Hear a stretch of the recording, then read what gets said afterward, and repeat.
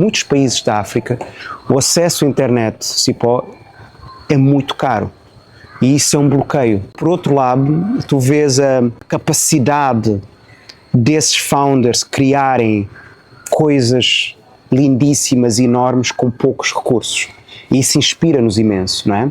Por outro lado, vais ao Brasil e vês os founders negros que estão numa situação muito complexa socialmente. Os founders em África não têm os recursos, mas estão em casa. Uma coisa, Cipó, é tu estares em casa e não teres recursos, mas estás em casa. E estás com os teus. Ok? Mas tu fazes essa viagem ao Brasil e vês founders que estão no mercado que supostamente há recursos, mas eles não têm acesso a esses recursos. Para mim, a Jassy África é uma ferramenta de emancipação das nossas pessoas. Emancipação através de ferramentas, emancipação através de caminhos, emancipação através de recursos, emancipação através de acessos, emancipação através de propriedade, de nós sentirmos que estamos aqui e pertencemos aqui, não temos que pedir licença para nada. O Amílcar Cabral, há 50, 60 anos atrás, já falava de coisas como igualdade de género, não é? Já falava de questões como emancipação das mulheres, não é? Emancipação não só económica, como cultural, como política. Todos os dias valem e eu não preciso de 80 ou 70 anos neste mundo para criar algo. Muitas vezes as pessoas não percebem de onde é que vêm às vezes estas motivações e às vezes as motivações vêm de sítios sombrios, não é? Vêm deste contacto com a realidade, sentir que o tempo não é infinito, Cipó, não é? Sentir que eu não vou estar cá para sempre.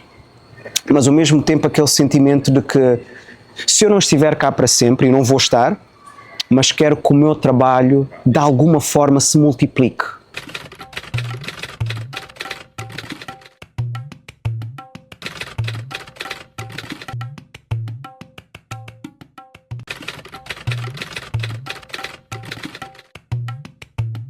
Todo mundo conhece uma pessoa que mais pessoas precisam conhecer. Esse é o Todo Dia História Negra e eu sou Roger Cipó. Eu viajo pelo mundo te apresentando histórias para inspirar, potencializar sonhos e fortalecer as nossas conexões. Aperte os cintos e embarque nessa comigo, porque o mundo é feito de histórias e boas histórias podem transformar o mundo. Vem comigo.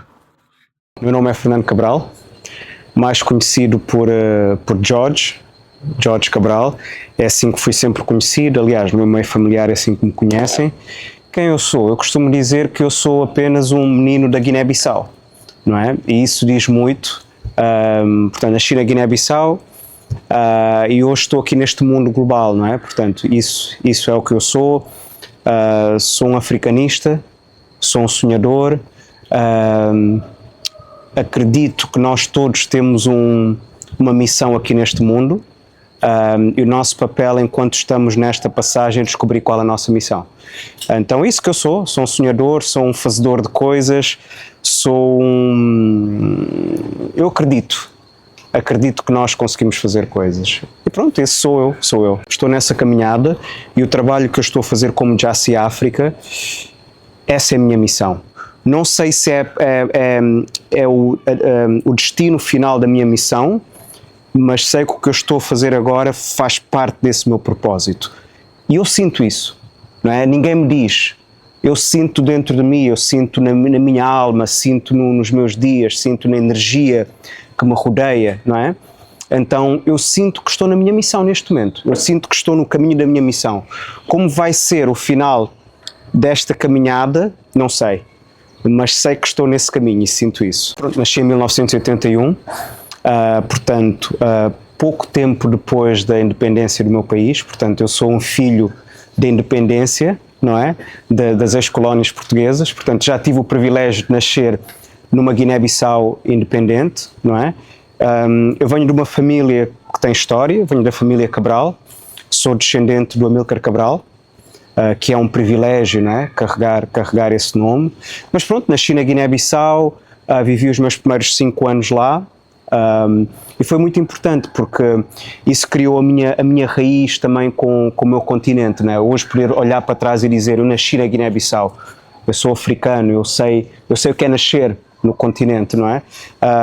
Depois fiquei até aos 5 anos, depois vim para Portugal, fiquei cá 3, 4 anos, 4 anos, depois voltei outra vez com 9 anos para Guiné-Bissau Fiquei até aos 15 anos, que aí foi sim a minha formação como pessoa, porque são aqueles anos da adolescência, são aqueles anos que começamos a fazer descobertas mesmo relativamente ao que nós somos. E pronto, e depois a partir dos 15 anos vim para Portugal e abriu-se o mundo para mim. O Amílcar Cabral é simplesmente um dos maiores visionários para mim do mundo, não é? Conhece-se muito a vertente do Amílcar Cabral mais de político, não é? Relacionado com todo o processo de libertação de dois países africanos, Guiné-Bissau e Cabo Verde, mas acima de tudo Amílcar Cabral era uma pessoa de cultura, era um humanista. E neste aspecto é bom lembrar Cabral, o pedagogo, o homem que sempre se bateu em todo o seu percurso político, cultural e social pela educação. E é bom também lembrar Cabral, avant la lettre, um feminista avant la lettre, que desde os primórdios da fundação do seu PIGC condicionou a libertação das sociedades à libertação da mulher. Ou seja, Cabral defendeu e incluiu isto nos documentos reitores da fundação do próprio PIGC, que a libertação da mulher, a participação da mulher na luta era condição para a sua Guiné e seu Cabo Verde também se libertarem. E é desse Cabral que em homenagem à mulher diz concretamente que as mulheres têm um duplo combate, e na sequência disso vem a declaração de Carmen Pereira, que dizia que as mulheres combatem contra dois colonialismos. E toda essa ação de Cabral em prol da igualdade de género, em prol da libertação da mulher, encontra o eco hoje, 51 anos depois da morte de Cabral e 51 anos depois da independência da Guiné, dizia eu, encontra eco nas lutas das mulheres, não só no continente africano, mas um pouco por todo o mundo, quando na altura em que Cabral reivindicava essa igualdade de direitos, nem a própria Nações Unidas tinha em sua pauta a questão da igualdade de género. Por isso, lembrar Cabral hoje é lembrar a juventude africana, é lembrar aos panafricanistas, sobretudo essa nova geração de panafricanistas que vamos assistindo um pouco por todo o continente a trazer ao de cima aquilo que é o legado de Cabral. É bom lembrar-lhes também que Cabral foi um feminista, para além de um grande pedagogo. Eu diria mesmo que o pensamento de Cabral é eterno, tal como Cabral Camori, o seu pensamento Camori. E cada vez mais, nas sociedades e no mundo de hoje, Cabral continua a fazer falta. A visão que ele tinha para a África e o resto do mundo continua-se a aplicar hoje em dia. Para mim, como eu digo, é um privilégio fazer parte dessa família. Tenho pena de não o ter conhecido pessoalmente, mas pronto, mas fica essa memória. Portanto, para nós, o Amílcar Cabral é uma referência, não é?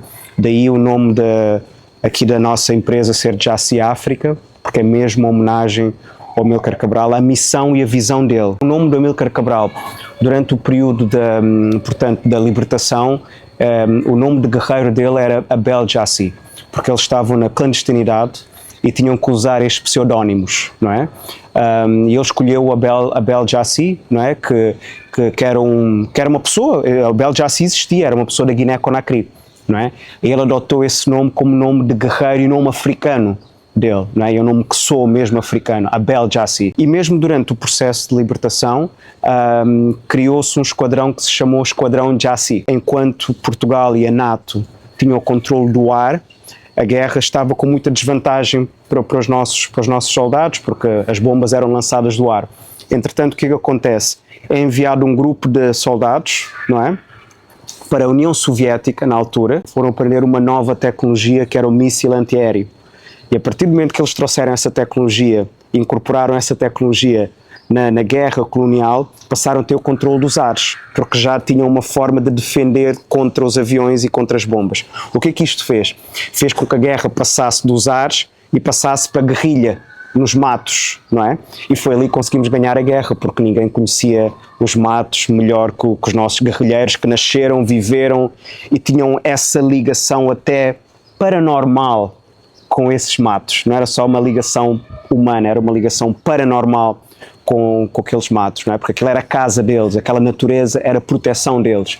Então foi aí que houve uma vantagem na guerra e, portanto, este esquadrão de Jaci teve um papel muito importante nessa guerra, e foi a incorporação de uma tecnologia que hoje está muito ligado com o que nós fazemos, com tecnologia, startups, mas há essa ligação da tecnologia que se mantém, não é? A Jaci África nasce em abril de 2020, no segundo mês do confinamento da pandemia, não é? Esta ideia de fazermos o que estamos a fazer hoje já existia, não tinha era esta forma, não é? Então o que é que acontece? Quando acontece a pandemia e nós ficamos todos fechados, não é? Ficamos sem a nossa liberdade, foi uma altura difícil, foi até uma altura de ponderar a minha condição de pessoa neste mundo, não é? Porque de repente passamos de seres livres para seres confinados. Então, nessa altura eu adotei uma rotina diária. Todos os dias de manhã, por volta das 5 da manhã, eu ia caminhar. E ia caminhar porque a partir das 8, 9 não se podia andar na rua. Então eu saía quando ninguém me ia controlar, não é? Eu fazia essas caminhadas, saía às 5 da manhã e caminhava só, sem rumo. Punha-me a andar, porquê? Porque nessa altura a minha cabeça estava toda, como é que se diz, com um nevoeiro. Eu não conseguia ter ideias claras e eu precisava de andar para desbloquear. E então num desses dias a andar, que foi no dia 19 de abril de 2020, eu visualizei. Eu estava a andar normalmente e de repente parei e senti como se fosse uma tempestade dentro de mim e consegui visualizar a Jaci África. E aquela visão era a África. De repente, sabes aquele momento que todas as peças parece que se compõem na tua cabeça e tu simplesmente estás com aquela humildade a olhar para o universo e a sentir o quão grande é este universo, não é? E de repente vejo aquela tempestade dentro de mim, tenho esta visão, mando uma mensagem ao meu irmão, ao Rudy, e digo, bro, podes falar? Ele responde-me 7 minutos depois, yes, posso falar, e essa chamada foi o início da Jaci África, que eu disse, já visualizei, é isto que vamos fazer, é este o caminho, e o meu irmão disse, let's go. E foi assim que nasceu a Jaci África. Na parte mais formal, digamos assim, nós desenvolvemos e investimos em startups de base tecnológica. Estamos a falar de startups de africanos e de afrodescendentes. Portanto, essa é a nossa tese, não é? Temos uma presença muito grande em África, com certeza. Temos dado uma especial atenção à África lusófona, porque é a África que nós conhecemos, porque há várias Áfricas. A África é um mundo. E até rio das pessoas que pensam que a África é um país. A África são vários mundos dentro de um continente. Também estamos a trabalhar muito com a diáspora africana, daí que nós nos conhecemos no Brasil, onde está a maior diáspora africana do mundo, onde existe o segundo país do mundo com a maior população negra depois da Nigéria. Mas essa é a parte formal do que é a Jaci África. O que é a Jaci África realmente para mim, Cipó? A Jaci África para mim é uma ferramenta de emancipação das nossas pessoas. Portanto, a definição que eu te dei antes era a definição no papel. Esta é a definição real do que é a Jaci África. Por isso é que eu digo que a Jaci África é ao mesmo tempo o meu trabalho e ao mesmo tempo o meu propósito, não é? E é esse propósito que guia muitas das decisões que nós tomamos da Jaci África, porque ao final do dia há uma visão, aquela visão que eu tive em 2020, que tem que ser protegida e que tem que ser concretizada. Eu cresci na música, não é? Aliás, antes de tudo eu sou um criativo. Eu é que faço toda a parte criativa da Jaci África. Eu até brinco com o Ruri e digo, no dia que ficarmos ricos com a Jaci África, eu só trato da parte criativa. Eu não trato da parte de negócios. Mas sim, eu sou uma pessoa criativa, portanto eu crio coisas, não é? E tenho essa ligação com a música. Eu comecei a minha caminhada musical com 5 anos. Eu venho de uma família musical, aliás, o próprio Amílcar Cabral tinha muita ligação à música. Por isso é que muita gente da família Cabral é músico, não são políticos. Muita gente da família Cabral está ligada à cultura de alguma forma, não é? Não à política, não é? Porque nós vimos de uma família cultural. E então eu comecei essa carreira pequeno com o meu pai com 5 anos, mas a grande mudança foi aos 12 anos, quando o meu pai escreve o meu primeiro rap. E só para nós percebermos isto, em 92, 93, numa altura em que o rap era visto muito de uma forma negativa, não é como é hoje em dia, que é música pop, quase, não é? Mas o rap naquela altura era nicho, só algumas pessoas ouviam. E imagina naquela altura que os pais não queriam que os filhos ouvissem essa música e o meu pai introduzir-me esse mundo, não é? E era essa visão. Então comecei com 12 anos no rap, não é? Eu sou uma pessoa do rap, eu sou um rapper.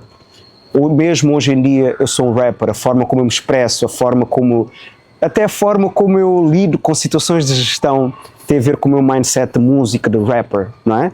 Então pronto, tive a oportunidade de fazer uma carreira de músico até aos 30 anos, lancei 2 álbuns, lancei mixtapes, estive muito envolvido na época de ouro do rap em Portugal, não é? Portanto tudo que são as referências hoje em dia do rap em Portugal, tive o privilégio de conviver com eles, não é conhecer, tive o privilégio de conhecer, seja no estúdio, seja na estrada, seja em concertos, seja em convívios, seja na rua, não é? Então eu faço parte dessa geração e eu trago a música sempre comigo, não é? A música é o meu porto seguro, a música é o que me mantém enraizado com o mundo, percebes, Cipó? Eu quando sinto que a minha cabeça está a começar a flutuar, não é? Flutuar no mundo, a música é o que me traz a minha essência daquilo que eu sou e lembra-me qual a minha missão, o que é que eu estou aqui a fazer e essencialmente quem eu sou. O processo de construção de um beat é métrica, é matemática, é estrutura, porque começas pelo sample e atenção, estamos a falar, isto é muito técnico, mas os produtores que ouvirem isto vão perceber. Eu comecei por produzir num sample que se chama Akai MPC 2000XL, que é das máquinas mais clássicas do rap. Mas essa máquina só tinha 21.9 segundos de sampling. Imagina, todas as músicas que saíam eram samples no máximo até 21 segundos. Tudo que estava ali tinha 21 segundos de instrumentos. E tu conseguires fazer música com 21 segundos de instrumento era criatividade, era disciplina. Tinhas que fazer escolhas. Não é? Agora meto este sample, retiro este sample, atenção, que eu gostei deste baixo, mas este baixo vai-me ocupar 4 segundos, não posso usar, tenho que cortar este baixo e usar apenas 1 segundo deste baixo. Então eu estou a sorrir porque de facto a produção de música trouxe-me disciplina, que é o que eu uso hoje com estratégia, trouxe-me planeamento, a parte de produção, depois a parte de escrever música, trouxe a minha parte de documentar, de escrever, de conseguir processar e colocar no papel as minhas ideias, hoje em dia em forma de relatórios, em forma de artigos, não é? Mas isso veio da música, aquela capacidade de olhar para um papel, uma folha branca, e não me sentir intimidado por essa folha branca, não é? Tanto que até hoje eu uso mais papel para escrever do que o próprio computador. Ou seja, quando eu faço ideação, é com papel. Eu tenho que olhar para um papel branco porque há uma ligação. E, portanto, a música trouxe isso e depois na componente da própria gestão da minha carreira, no Cipó, a música trouxe toda a parte de gestão, de management, de agenciamento, de concertos, de preparação para os concertos. Ou seja, o que eu uso hoje em dia para me preparar para subir a um palco e dar uma palestra é a mesma técnica que eu usava quando subia a um palco para dar um concerto. Quando as pessoas dizem, Fernando, tu sobes ao palco para falar e estás à vontade, é porque eu passei anos no palco a treinar isso, right? Portanto, eu quando subo ao palco, a minha visão é sempre, eu não vou apenas falar, eu vou criar uma experiência para quem me vem ouvir. É uma palestra apenas, mas eu posso criar uma experiência com a maneira como visto, posso criar uma experiência com a forma, com as palavras que eu tiro da minha boca e posso criar uma experiência com a forma como eu interajo com o meu público.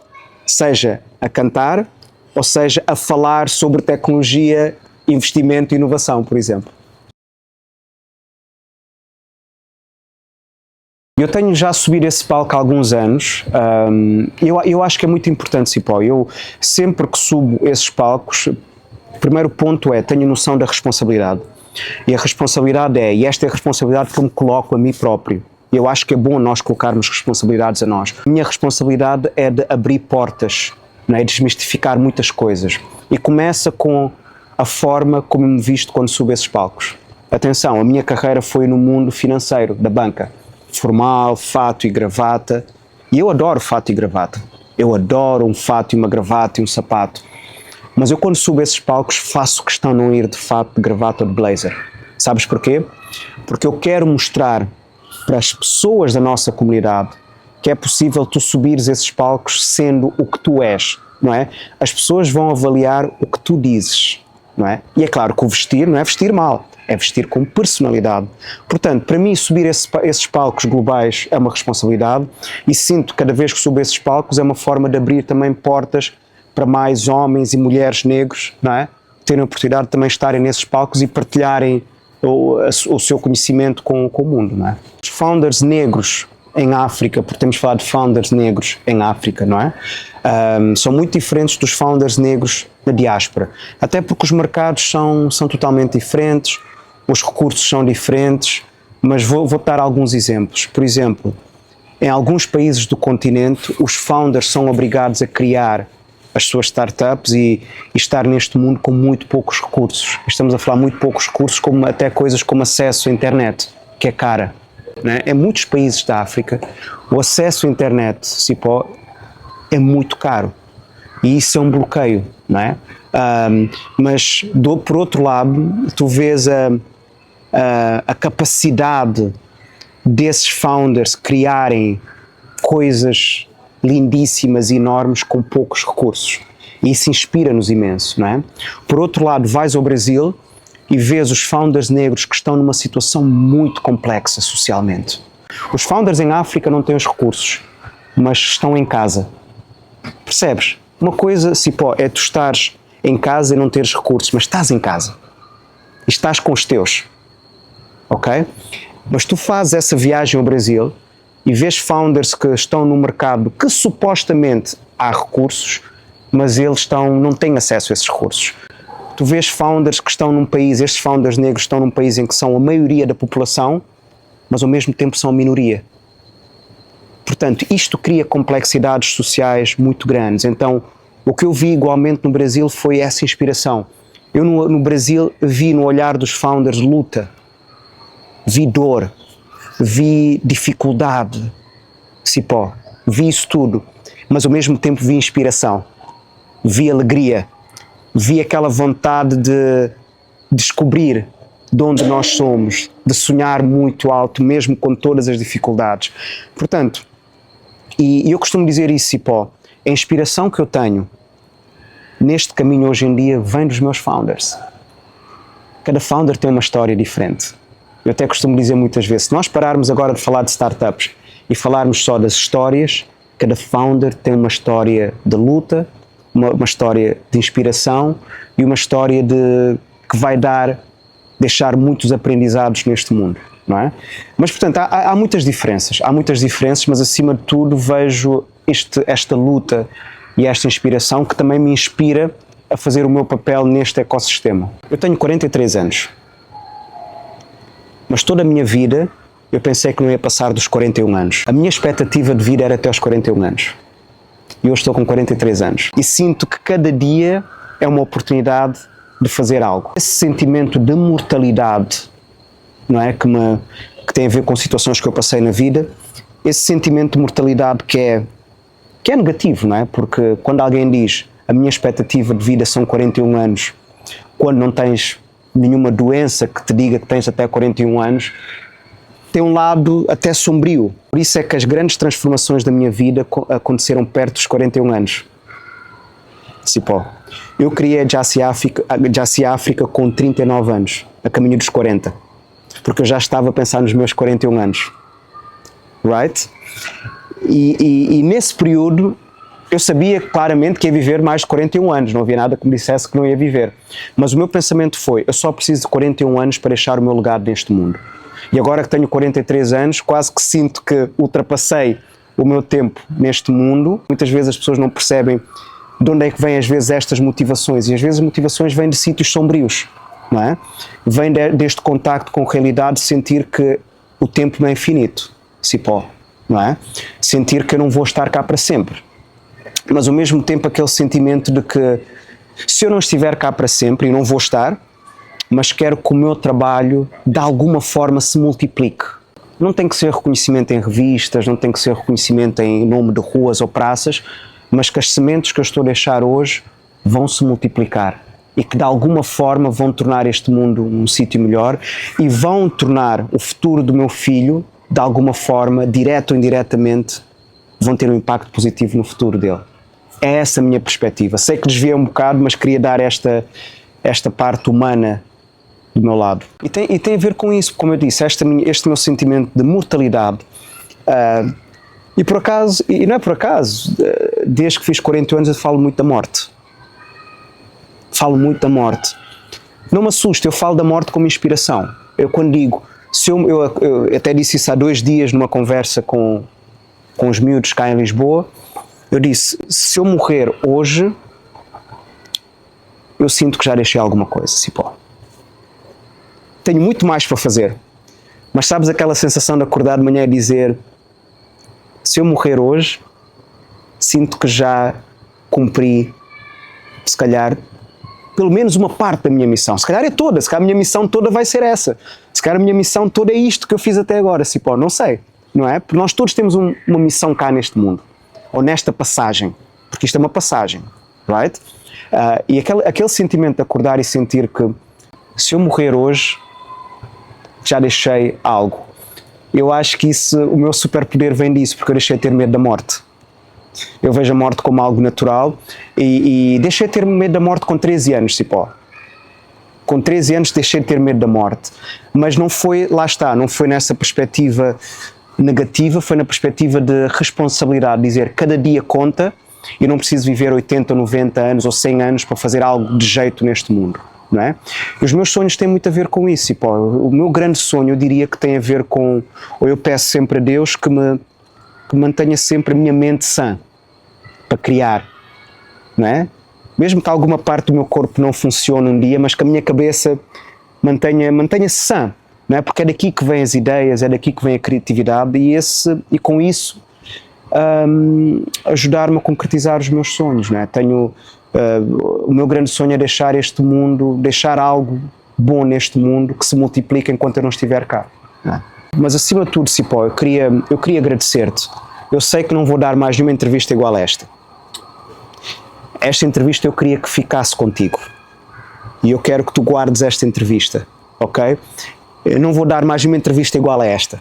Esta entrevista foi para ti. Eu escolhi partilhar isto contigo e com as pessoas que vão à tua plataforma, porque sei que as pessoas que vão à tua plataforma vão à procura destas histórias, vão à procura de histórias especiais, não é?